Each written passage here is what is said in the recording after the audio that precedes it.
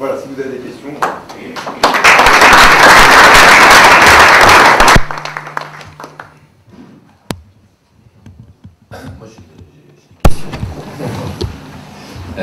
La première chose, c'est que, pour revenir au début de ta communication, tu as parlé de cette épidémie de rupture du croisé antérieur chez les joueuses dans des situations non contact. Ce qu'on connaît dans tous les sports, puisque dans la plupart des sports, chez les femmes, la rupture se fait sans contact. Une différence assez notable, par exemple, dans le basket, entre les hommes et les femmes. Chez les hommes, c'est comment le pourcentage de types qui se rompent le croisé sans contact? C'est aussi important que chez les femmes ou il y a une vraie différence entre les hommes et les femmes? C'est moins important. Comme dans les autres sports. La deuxième chose, c'est grâce à Philippe et Patricia, j'ai pu voir ce que vous faisiez et aussi voir cette nouvelle sorte de gazon naturel qu'on appelle natural grass, qui me semble être pour nous quelque chose d'extrêmement intéressant pour ceux qui ne connaissent pas. C'est du gazon naturel, mais qu'on fait pousser dans un substrat où il y a des fibres, du liège, et en fait, on peut le mobiliser, ce gazon, sous forme de blocs. Des blocs, des plaques de 18 cm d'épaisseur.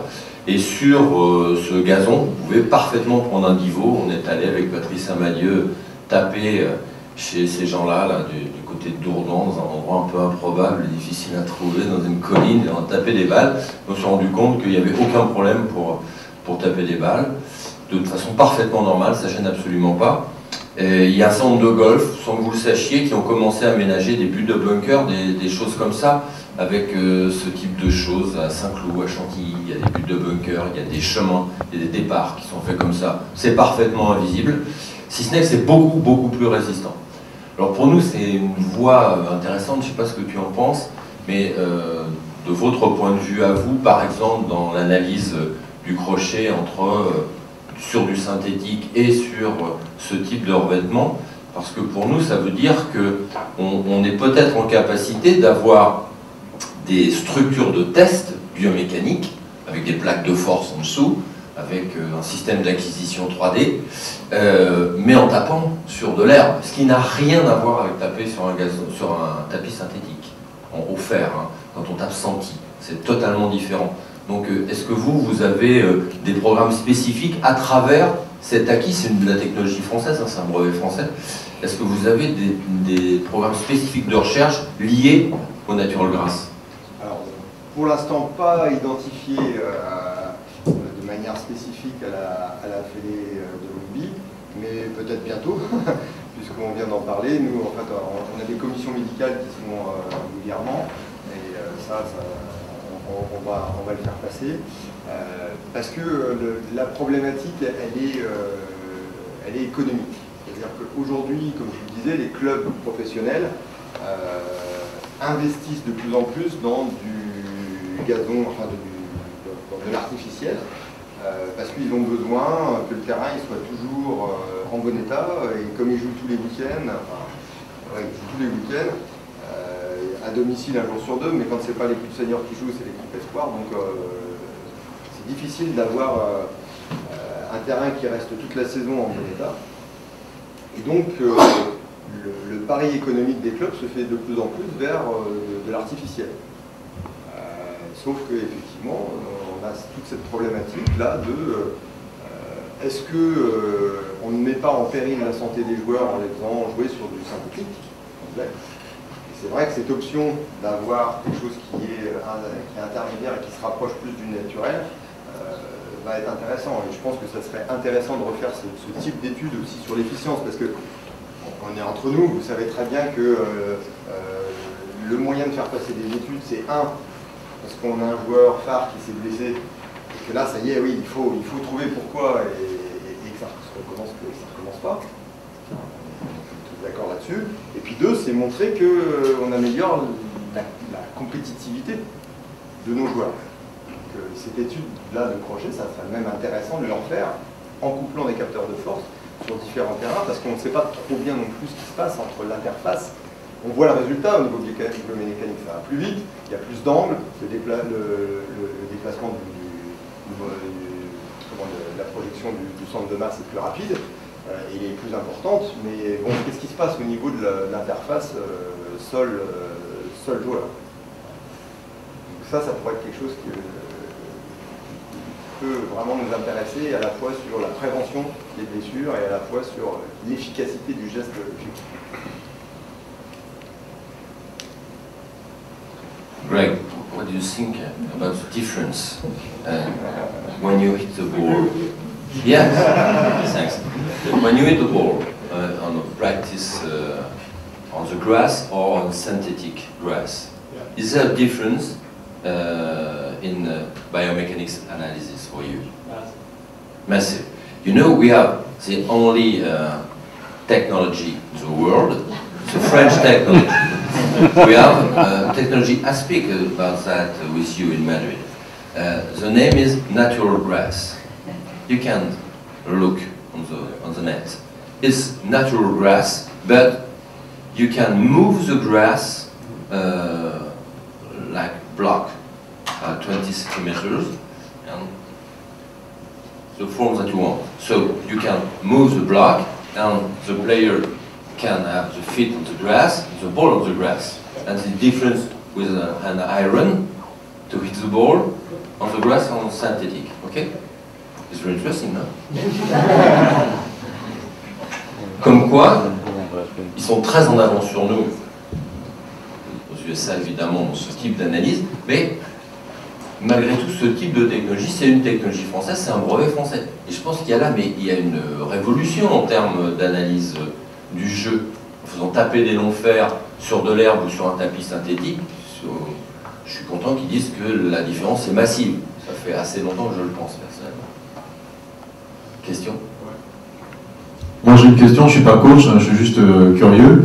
Vous dites, on le voit avec Johnny Wilkinson, qui depuis tout petit a tapé du pied droit, du pied gauche, complètement, parfaitement efficace des deux côtés. C'est ce qui en fait sa performance. Il s'est entraîné depuis tout petit, son père l'entraînait à ça.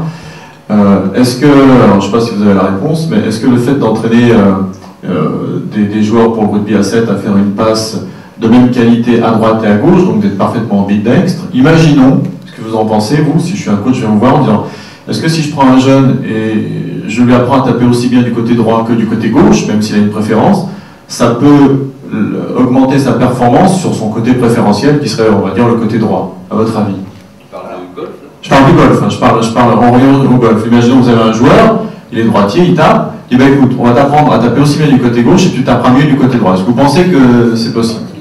Alors ça, j'en sais rien.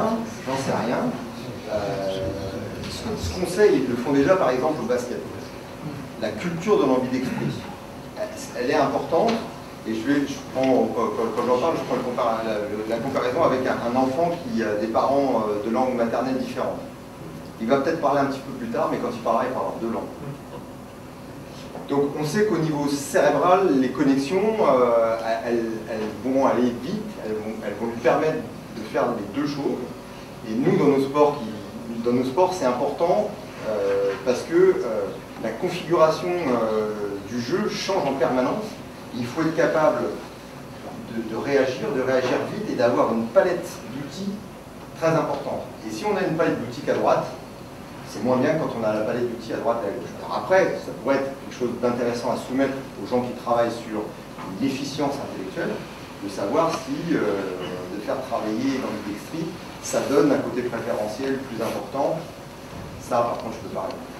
Ce qui est certain, c'est qu'il y a un certain nombre de joueurs pro-français dont on sait qu'ils font des swings au moins à blanc en gaucher, de façon très régulière dans leur séquence d'entraînement, j'ai des noms très précis en tête, de jeunes joueurs. Il y a aussi le fait qu'au golf, tu as en permanence la même accélération rotatoire, elle est toujours du même côté. Chez les gens qui sont cervicarthrosiques, qui commencent à avoir de l'arthrose du rachis cervical, il peut survenir, et c'est survenu, c'était public, donc il n'y a pas de rupture secret bronchiale, c'est survenu chez un des joueurs français les plus célèbres, et survenu de vertige. Et en fait, la solution a été trouvée après moult examens aux US un peu partout, par des gens qui ont dit, mais non, mais il faut simplement faire une demi-heure de swing en gaucher par semaine, et les choses ont totalement régressé, alors qu'il avait des vertiges, il ne pouvait plus apprécier la profondeur, il ratait la balle. Donc le fait de taper de l'autre côté, c'est quelque chose qui existe dans le golf. Juste pour répondre à votre question, je voudrais qu'on profite, on a avec nous Michel Pradet, et il a une réponse très claire à vous donner par rapport à ça, puisqu'il nous en parle depuis 10 ans. Donc Michel, si tu peux... Les expérimentations qu'on avait menées, c'était pas tellement au niveau, c'était au niveau des transferts de force. C'est-à-dire que le fait de travailler, par exemple, sur une blessure du côté droit en travaillant sur le côté gauche, on s'aperçoit que non seulement on fait régresser beaucoup moins vite la force d'un côté, et on a même eu des effets maintenant, et ça a été travaillé, je ne sais plus, je crois à l'université de Limoges, ou Poitiers, et où il y a des transferts de force du membre inférieur sur le membre supérieur. C'est-à-dire que, et voire même des représentations, c'est-à-dire que maintenant, certains athlètes blessés, on les amène dans les salles de musculation, et au moment où ils devraient faire l'exercice, on leur demande de s'imaginer en train de faire l'exercice, et on note de façon statistique, quand je dis on, c'est pas moi obligatoirement, de façon statistique, on note des régressions, j'allais dire, de la perte de force. Donc est-ce que c'est au niveau des conductions neuromusculaires? J'aurais vraiment tendance à le penser. Et moi, dans le cadre du golf, les quelques petites expériences qu'on a fait, semblent améliorer relativement de façon importante, je veux dire, le swing du côté, parce qu'elles ne créent pas, je veux dire, elles permettent des automatisations sans créer des stéréotypes. Et moi, en tant que préparateur physique, c'est vraiment ce que... Un stéréotype, on ne peut pas en sortir. Un automatisme, on peut le faire évoluer encore. C'est-à-dire qu'on n'a pas besoin de réfléchir aux actions de base et on peut se concentrer sur les actions pointues. Alors que le stéréotype, lui, si on vous met un pied 10 cm devant, vous ne pouvez plus faire le geste, quoi. Donc, à titre personnel, j'ai vraiment tendance à penser que le travail du côté gauche peut amener une amélioration relativement sensible, ou au moins reculer le point où on ne progresse plus. De la même façon que pour la notion des appuis, je ne comprends pas qu'on ne fasse pas plus du travail pieds nus. Voilà. Mais je ne suis pas golfeur, même si je baigne un peu dans le golf. Alors là, Olivier, on est mal parti parce qu'on va prendre du retard. Non, mais juste deux choses, je suis entièrement d'accord avec ce que vous venez de dire. Et que nous, on est vraiment dans le joueur qui est stéréotypé. Pour nous, on sait qu'il ne sera pas international. Il ne peut pas. Parce que les configurations changent tout le temps. Et s'il est stéréotypé, bah, comme je vous disais, s'il a un crochet préférentiel, on va l'identifier, on va le prendre 2 fois, 3 fois, terminé. Il a plus sa place dans l'équipe. Il est lisible, terminé. Alors, donc ça, c'est très important. Et du coup, pour rebondir un petit peu, donc ça, c'est un autre sujet de recherche sur lequel on travaille avec Julien Pichon et pour lequel on aimerait avancer plus, c'est que on a maintenant, et c'est des technologies qui viennent des États-Unis en particulier, là on travaille avec des Canadiens, sur la capacité à traiter les informations et à automatiser le traitement d'informations. Nous, qu'est-ce qui fait que c'est un joueur exceptionnel? C'est qu'il est capable de traiter une quantité d'informations énorme et de les traiter vite. C'est-à-dire qu'il doit savoir où lui il est placé, il doit savoir où ses collègues sont placés, il doit anticiper et voir où sont les adversaires, savoir comment va la balle et dès les premiers mouvements, qu'est-ce qu'il va pouvoir faire ou pas. Et donc on travaille ça sur des fonctions cognitives avec des séquences de saturation sur un geste stéréotypé, et puis hop, on va envoyer une deuxième tâche, puis une troisième tâche pour forcer un petit peu l'automatisation de la prise d'informations et du traitement des informations. C'est passionnant ça, c'est passionnant. En rééducation, on connaît bien le fait de travailler sur un membre pour obtenir du renforcement de l'autre. En termes de force, c'est archi démontré, c'est incontestable. En termes d'habileté motrice, je ne suis pas sûr qu'on ait autant d'éléments objectifs. Mais en termes de force, c'est connu depuis très longtemps. Philippe ? Une petite question aux deux fédés, finalement. Quelles sont les réflexions des fédés vis-à-vis de l'ancrage des chaussures au sol? Est-ce que vous cherchez à avoir le meilleur ancrage possible pour finalement avoir une performance optimale? Ou est-ce que vous imaginez la chaussure comme un limiteur, un rupteur mécanique qui pourrait glisser si jamais le couple dépasse une certaine valeur de manière à rester sur des niveaux infralésionnels pour un certain nombre de pathologies?